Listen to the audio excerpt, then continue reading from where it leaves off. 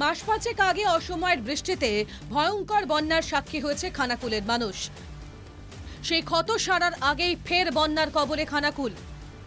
এবার বোরো চাষের জন্য ডিভিসি ছাড়া চলে ফের প্লাবিত খানাকুল। রবিবার সকালে বাঁধ ভেঙে জল ঢুকতে শুরু করে চিংড়া পঞ্চায়েত এলাকায়।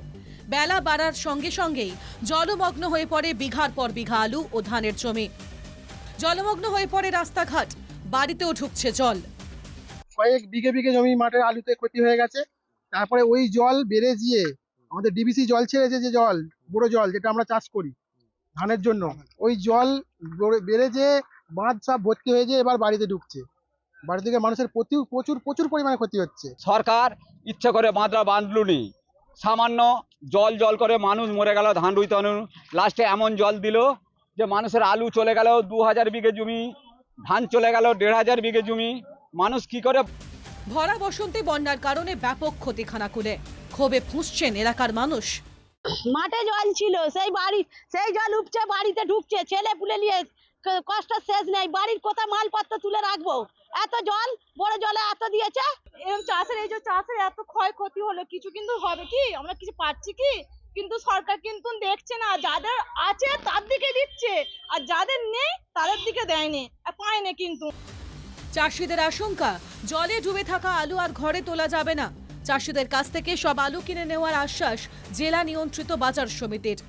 যতটা আলু উঠেছে আমরা সুপল বাংলা থেকে 10 টাকা কেজি ধরে আলু কি সমস্ত কিছুটাই কেনা? এই যে চাষিরা এতটা যে করছে কি হ্যাঁ, যা কোয়ান্টিটি উঠেছে আমরা পুরোটাই নিয়ে নেব। আলু যতটা উঠছে আমরা দেখছি, লিফটিং করার ব্যবস্থা করব। ক্ষতিগ্রস্ত চাষিদের সব ধরনের সাহায্যের আশ্বাস দিয়েছেন বিডিও। বাঁধটা ভেঙে যাওয়াতে অনেকটা চাষের জমি ক্ষতিগ্রস্ত হয়েছে।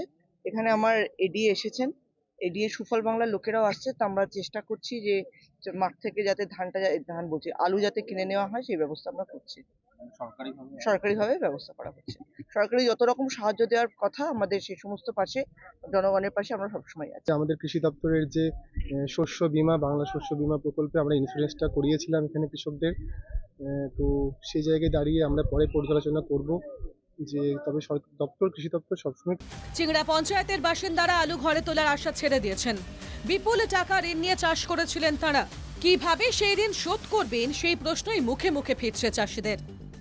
বন্যার পর 6 মাস কেটে গেলেও কেন বাঁধ মেরামত হয়নি সেই প্রশ্নও তুলেছেন খানাকুলের বাসিন্দারা। আরামবাগ থেকে তুহিন পাত্রের রিপোর্ট, এনকেটিভি বাংলা।